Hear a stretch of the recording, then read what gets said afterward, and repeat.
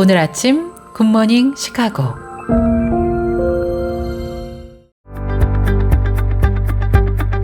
청취자 여러분 안녕하세요. 12월 3일 화요일 굿모닝 시카고 데일리 뉴스 시작합니다.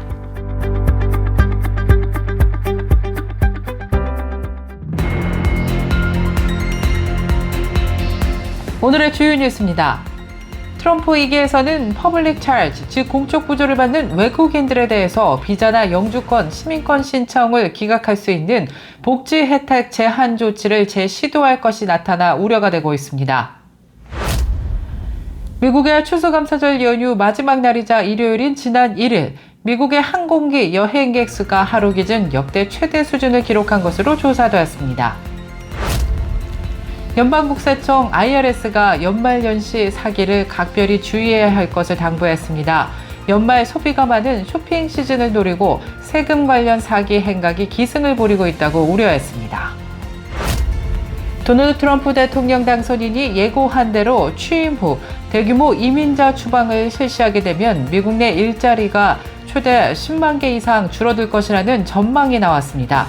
코로나19 팬데믹 이후 이민자로 일자리를 채운 미국이 오히려 피해를 볼 수 있다는 우려가 나오고 있습니다. 전기차의 수요가 정체를 보이면서 세계적으로 전기차 공장들이 문을 닫거나 파산하는 등 여파가 이어지고 있습니다.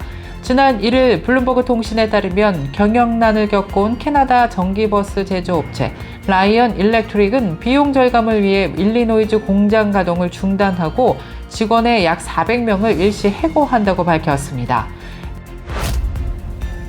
유기견 구조를 위한 비행을 하던 한인 남성이 불의의 사고로 숨진 사건이 뒤늦게 알려졌습니다. 시카고 한인문화원이 오는 12월 7일 토요일 제14회 연례 기부 갈라 행사를 비스코홀에서 개최한다고 밝혔습니다.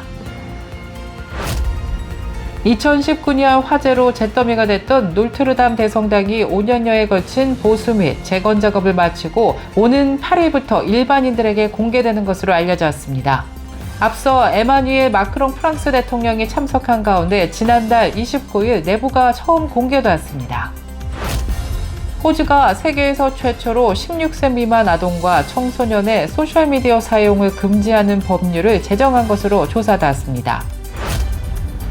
국제미래학회와 인공지능 글로벌 교육원이 LA 근교 플러턴에 위치한 그레이스 미션 대학교에서 공동으로 미주 지역에서는 첫 번째 챗GPT 인공지능 목회 선교 지도자 과정을 성공적으로 개최했습니다. 이상 오늘의 주요 뉴스입니다. 첫 소식입니다.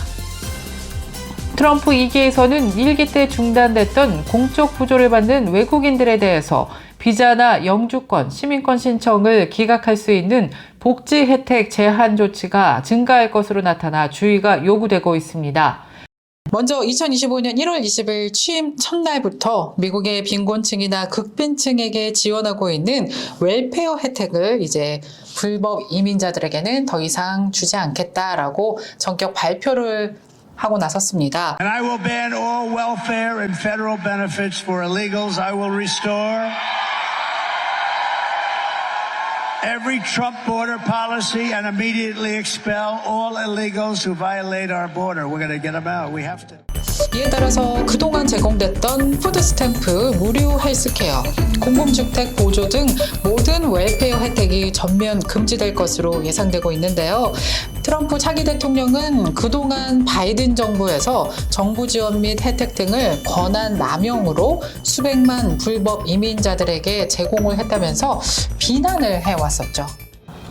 트럼프 1기 때 대폭 확대했던 퍼블릭 차지 대상에는 현금 보조는 물론 푸드 스탬프와 응급을 제외한 메디케이드, 섹션 8에 해당하는 렌트비 보조 바우처 등이 모두 포함돼 이를 3년 사이 12개월 이상 받으면 이민 비자 신청을 기각당하게 될 것으로 경고되고 있습니다. 트럼프 2기 행정부에서는 사상 최대 규모의 불법 이민자 추방과 함께 합법 이민자들도 최대한 제한하는 정책을 전개할 것으로 예고되고 있는데요. 이를 두고 합법 이민 제한에서는 까다로운 심사와 함께 공적 부조를 이용하면 합법 비자와 영주권, 시민권 신청을 기각시킬 수도 있는 규정을 재시도할 것으로 이민단체들은 우려하고 있습니다. 추수감사절 연휴 마지막 날이자 일요일인 지난 1일 미국의 항공기 여행객 수가 하루 기준 역대 최대 수준을 기록했습니다. 월스트리트에 인용한 미 교통안정청 일간 집계에 따르면 지난 1일 하루 총 308만 7,393명이 미국 내 공항 검색대를 통과해서 사상 최대 수준을 기록했습니다. 직전 최고 기록은 올해 독립기념일 연휴 마지막 일요일이었던 7월 7일 301만 3,622명이었습니다. 항공교통 외 도로교통 이용객도 크게 늘었을 것이라는 분석이 나오고 있습니다. 연방국세청 IRS가 연말연시 사기를 각별히 주의해야 할 것을 당부하고 나섰습니다. 연말 소비가 많은 쇼핑 시즌을 노리고 세금 관련 사기 행각이 기승을 부리고 있습니다. 연방국세청 청장은 쇼핑 시즌부터 세금 보고 시즌 사이 기간 납세자들을 타겟으로 한 사기가 기승을 부리고 있다고 밝혔습니다. 이 때문에 온라인 쇼핑에 나설 때는 이메일, 특히 메시지에 첨부된 링크를 클릭하기 전 금융을 포함한 개인정보를 보호하기 위해서 더욱더 주의를 기울여야 한다고 조언하고 있습니다. 사기범들은 납세자도 모르게 세금과 재무 정보가 빠져나가도록 설계된 피싱 이메일을 발송하고 있는데요. 이와 더불어 IRS 또는 세무업체를 사칭해서 개인정보를 요구하는 사기도 기승을 부리고 있다고 합니다. 환급받을 세금이 있다거나 세금 관련 문서를 다운로드해야 한다는 등으로 금융과 개인정보를 입력하도록 납세자를 유도하고 있는 수법입니다. 연방국세청은 관련 사기 예방을 위한 대응책을 공유하고 주민들의 각별한 주의를 당부했습니다. 이와 더불어 쇼핑몰과 음식점에서 제공하는 보안이 적용되지 않은 공용 와이파이를 사용할 경우 기기에서 개인정보가 빠져나갈 수 있기 때문에 이용을 자제할 것을 권고하고 있습니다. 도널드 트럼프 대통령 당선인이 예고한 대로 취임 후 대규모 이민자 추방을 실시하게 되면 미국 내 일자리가 최대 10만 개 줄어들 것이라는 전망이 나왔습니다. 코로나19 팬데믹 이후 이민자로 일자리를 채운 미국이 오히려 피해를 볼 수 있다는 지적입니다. 월스트리트 저널은 지난달 28일 트럼프 당선인의 이민 정책으로 인해 올해 월 평균 17만 개씩 증가했던 미국 일자리가 최소 2만 5천 개에서 최대 10만 개까지 감소할 수 있다고 추산했습니다. 매달 일자리가 7만 개씩 늘어나는데 그칠 수 있다는 분석입니다. 이민 정책이 실시되면 특히 건설업, 요식업, 식품 가공업 등이 피해를 볼 것으로 예상되고 있습니다. 인구조사국에 따르면 지난 2020년 이후 미국에 유입된 이민자는 지난해 기준 미국 전체 인구의 1.8%에 불과하지만 특정 직종에서는 상당한 규모를 차지하는 것으로 나타났습니다.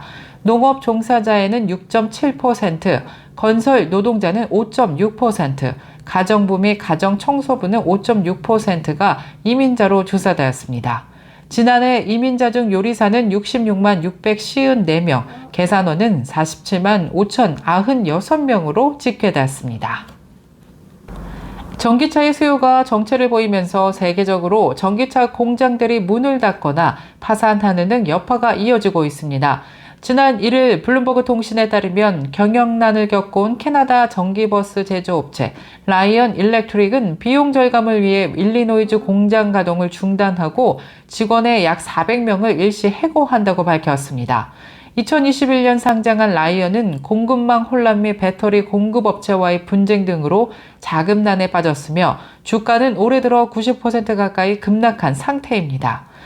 또 크라이슬러와 피아트, 푸조, 지프 등의 브랜드를 보유한 스텔란티스도 2일부터는 내년 1월 5일까지 이탈리아 북부 전기차 공장 가동을 중단한다고 밝혔습니다. 유기견 구조를 위한 비행을 하던 한인 조종사가 불의의 사고로 숨진 사건이 뒤늦게 알려지면서 안타까움을 주고 있습니다. 어린 시절부터 파일럿이 되는 것이 꿈이었던 석김 씨는 4년 전 조종사 자격증을 취득한 뒤 동물 구조단체 파일럿 앰펄스에서 자원봉사를 해왔습니다. 이 단체는 재난지역에 있는 유기견과 유기묘를 동물보호소로 이송하는 일을 하고 있습니다. 지난 11월 24일에도 석김 씨는 여느 때와 같이 구조활동을 위해 이륙했는데요. 이날의 여정은 강아지 리사를 비롯한 3마리의 유기견을 태우고 메릴랜드주에서 뉴욕주 얼버니로 가는 것이었습니다. 그런데 이들이 캐츠빌 산맥 상공을 지날 무렵 예기치 못한 문제가 발생했고 비행기는 그대로 추락했습니다. 구체적인 사고 원인은 알려지지 않았지만 김 씨는 이 사고로 향년 49세로 사망했습니다. 함께 타고 있던 유기견 리사도 숨을 거뒀지만 나머지 강아지 2마리는 살아남은 것으로 전해졌습니다. 시카고 한인사회 소식입니다. 시카고 한인문화원이 오는 12월 7일 토요일 제14회 연례 기부 갈라 행사를 비스코홀에서 개최합니다. 오후 4시부터 시작되는 이번 행사는 새롭게 완성된 비스코홀에서 처음으로 열리는 행사로 지역사회 동포들과 리더들이 함께 한국 문화를 축하하고 교류하는 기회를 제공할 것이라고 한인문화원은 밝혔습니다.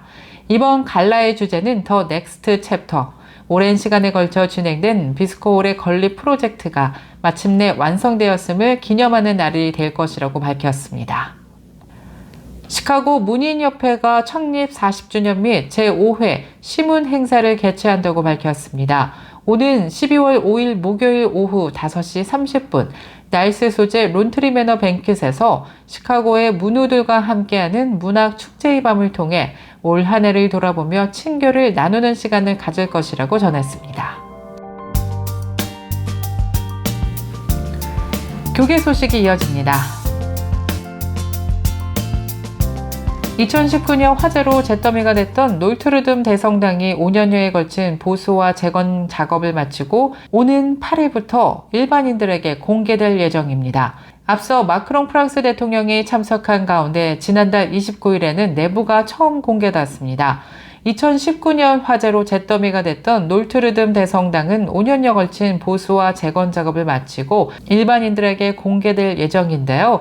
AP통신은 그을음과 잔해로 뒤덮였던 본당은 이제 천상의 빛으로 가득하며 바닥의 대리석은 마치 거울처럼 반짝이고 천장의 샹들리에는 각 아치에서 웅장하게 드리워져 있다고 전했습니다. 호주가 세계에서 최초로 16세 미만 아동과 청소년의 소셜미디어 사용을 금지하는 법률을 제정했습니다. 호주 상원은 하원에서 이 법안이 통과된 지 하루 만인 지난달 28일 찬성 34대 반대 19로 이러한 내용의 법안을 승인했다고 밝혔습니다.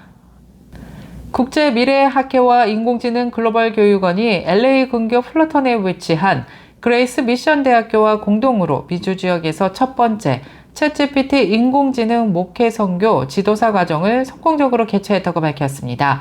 또 양 기관은 상호 협력을 위한 업무 협약을 맺고 국제미래학회와 인공지능 글로벌 교육원 미주 본부를 설치하기로 했습니다. 이번 교육은 인공지능 시대를 맞아 목회, 선교 분야의 AI 활용 교육으로 목회와 선교의 새로운 비전을 제시하고 실제적인 AI 활용 방법을 교육하는 데 초점을 맞췄습니다.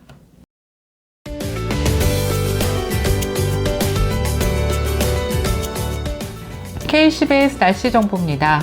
화요일인 오늘 구름 낀 가운데 낮부터는 차차 끼면서 맑은 날씨 예상됩니다. 기온도 어제와 비슷하겠는데요. 낮 최고 기온 31도, 밤 최저 기온 21도 예상됩니다. 날씨였습니다.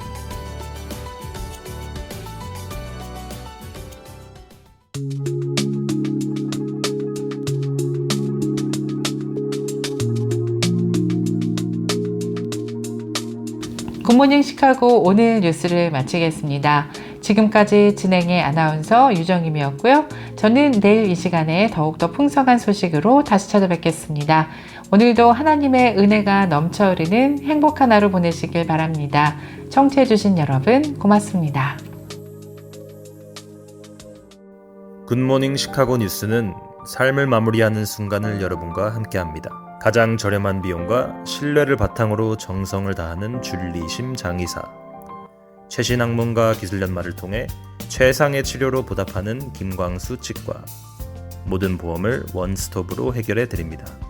한인사회를 위한 박상화 종합보험, 최고의 상품으로 소비자의 행복을 책임지는 영신건강 제공으로 함께합니다.